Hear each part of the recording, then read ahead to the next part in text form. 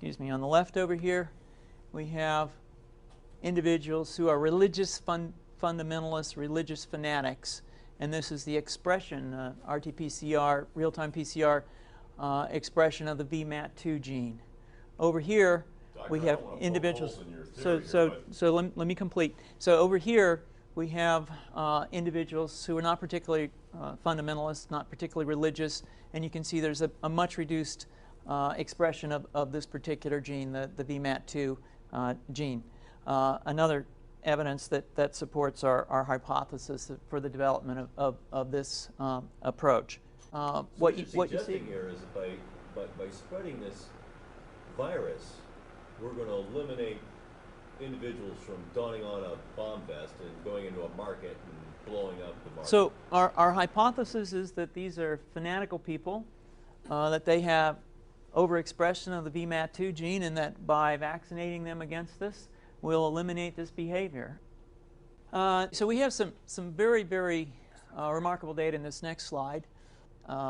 Here we have two brain scans. These are fMRIs. These are two different individuals with different levels of expression of VMAT2. On top is an individual who's a religious fanatic, an individual, and we've repeated this numerous times, that has high levels of VMAT2. Now, this individual down here who had low levels of the VMAT2 gene, this individual would self-describe as not particularly religious. In each case, these individuals were read a religious text. This individual lit up the right middle frontal gyrus, shown here, and that's a part of the brain that's associated with theory of mind. It's a part of the brain that has to do with intents and beliefs and desires.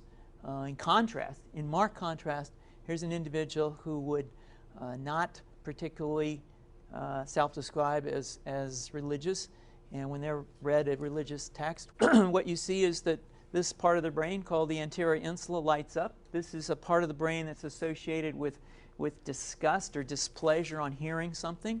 So you're suggesting I take a CT scan with me when I'm evaluating people to determine whether I put a bullet in their head? So the data that I'm presenting here supports the concept that we're proposing, and I think that we would not propose to do CT scans or fMRIs on individuals out in the hinterlands of Afghanistan. The virus would immunize against this VMAT2 gene, and that would have the effect that you see here, which is it's essentially to turn a fanatic into a normal person. And we think that will have major effects in the Middle East. How would you suggest that this is going to be dispersed? Aerosol?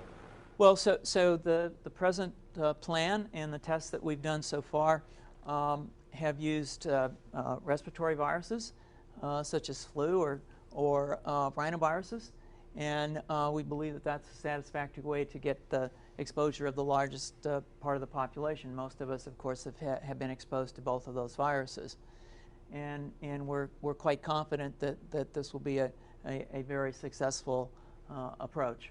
This is fascinating. What's the name of this proposal? Yeah, so the name of this project is FunVax, which is the vaccine for religious fundamentalism. And you have a proposal already? The proposal has just been submitted, and I think that the data that I have shown you today would support the development of this project, and we think it has great promise.